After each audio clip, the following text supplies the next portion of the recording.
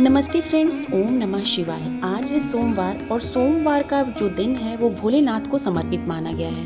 आज मैं आपको इस वीडियो में सोमवार के व्रत की कथा, उद्यापन विधि और उद्यापन में लगने वाली सामग्री तथा पूजन विधि बताऊंगी। तो बने रहिएगा वीडियो में लास्ट तक। चलिए पहले कथा सुन लेते हैं। सोमवार का व्रत, जैसा कि मैंने पहले ही बोला, भोलेनाथ के लिए समर्पित है। सोमवार का दिन भगवान शिव को बहुत प्रिय है। इस दिन लोग भगवान शिव के लिए व्रत रख कर पूरे दिन भूखे रहकर भगवान शिव को प्रसन्न करने की कोशिश करते हैं। जो व्यक्ति सोमवार के दिन पूजा करते हैं उन्हें मनवांछित फल अवश्य मिलता है। शिव पूजन के पश्चात कथा सुननी चाहिए।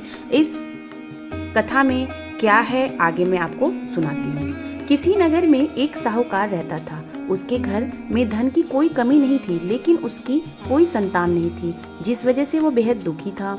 पुत्र प्राप्ति के लिए वह भगवान शिव से प्रत्येक सोमवार का व्रत रखता और पूरी श्रद्धा के साथ शिवालय में जाकर भगवान शिव और पार्वती जी की पूजा करता था। उसकी भक्ति देखकर मां पार्वती प्रसन्न हो गई और भगवान शिव से उस साहूकार की मनोकामना पूर्ण करने के लिए निवेदन किया।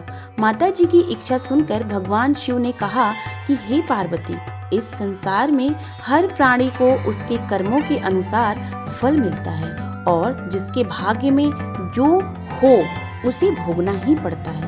लेकिन पार्वती जी ने साहूकार की भक्ति का मान रखने के लिए उसकी मनोकामना पूर्ण करने की इच्छा जताई।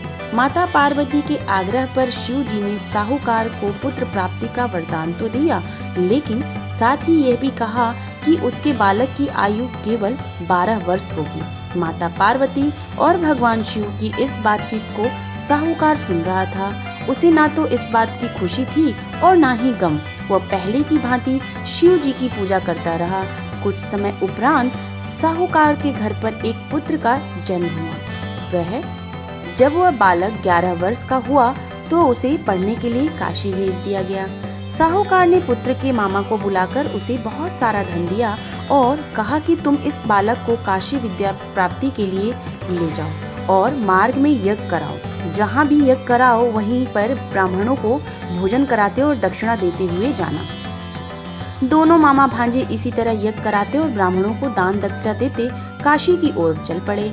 रास्ते में एक नगर पड़ा जहाँ नगर के राजा की कन्या का विवाह था, लेकिन जिस राजकुमार से उनका विवाह होने वाला था वह एक आंख से काना नहीं था।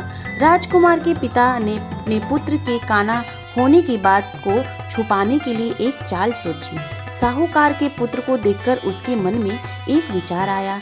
उसने सोचा क्यों ना इस लड़के को दूल्हा बनाकर राजकुमारी से विवाह करा दूं। विवाह के बाद इसको धन देकर विदा कर दूंगा और राजकुमारी को अपने नगर ले जाऊंगा। लड़के को दूल्हा का वस्त्र पहनाकर राजकुमारी से विवाह करा दिया गया, लेकिन साहूकार का पुत्र एक ईमानदार शख्स था। उसे यह बात न्याय संगत लगी। उसने अवसर पाकर राजकुमारी की चुन्नी के पल्ले पर लिखा कि तुम्हारा विवाह मेरे साथ हुआ है, लेकिन जिस राजकुमार के संग तुम्हें भेजा जाएगा वह एक आंख से काना है। मैं तो काशी पढ़ने जा रहा हूँ। जब राजकुमारी ने चुन्नी पर लिखी बातें पढ़ी तो उसने अपने माता पिता को यह बात बताई। राजा ने अपनी पुत्री को विदा नहीं किया, जिससे बारात वापस चली गई। दूसरी ओर साहूकार का लड़का और उसका मामा काशी पहुंचे और वहां जाकर उन्होंने यज्ञ किया। जिस दिन लड़के की आयु 12 वर्ष की हुई उसी दिन यज्ञ रखा गया। लड़के ने अपने मामा से कहा कि मेरी तबीयत कुछ ठीक नहीं है। मामा ने कहा तुम अंदर जाकर सो जाओ। शिव जी के वरदान के अनुसार ही कुछ ही क्षणों में उस बालक के प्राण निकल गए। मृत भांजे को देखकर उसके मामा ने विलाप शुरू किया। संयोगवश उसी समय शिव जी और माता पार्वती उधर से ही जा रहे थे। पार्वती ने भगवान से कहा, प्राणनाथ, मुझे इसके रोने के स्वर सहन नहीं हो रहे हैं। आप इस व्यक्ति के कष्ट को अवश्य दूर करें। जब शिव जी मृत बालक के समीप गए तो वह बोले कि यह उसी साहूकार का पुत्र है जिसे मैंने 12 वर्ष की आयु का वरदान दिया था। अब इसकी आयु पूरी हो चुकी है, लेकिन मातृ भाव से विभोर माता पार्वती ने कहा कि हे महादेव, आप इस बालक को और आयु देने की कृपा करें, अन्यथा इसके वियोग से इसके माता पिता भी तड़प तड़प कर मर जाएंगे। माता पार्वती के आग्रह पर भगवान शिव ने उस लड़के को जीवित होने का वरदान दिया। शिव जी की कृपा से वह लड़का जीवित हो गया।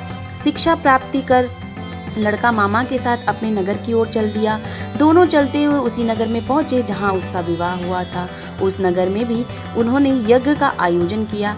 उस लड़के के ससुर ने उसे पहचान लिया और महल में ले जाकर उसकी आवभगत की और अपनी पुत्री को उसके साथ विदा किया।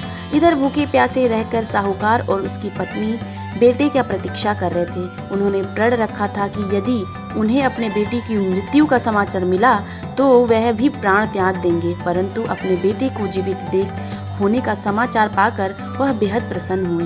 उसी रात भगवान शिव ने व्यापारी के स्वप्न में आकर कहा, हे श्रेष्ठी, मैंने तेरे सोमवार के व्रत करने और व्रत कथा सुनने से प्रसन्न होकर तेरे पुत्र को लंबी आयु प्रदान की है। जो कोई ये सोमवार का व्रत करता है या कथा सुनता है, पढ़ता है, उसके सभी दुख दूर होते हैं और समस्त मनोकामनाएं पूर्ण होती हैं। हे भोलेनाथ, जैसे आपने साहूकार की बेटे की उम्र लंबी की, वैसे ही सबकी करना।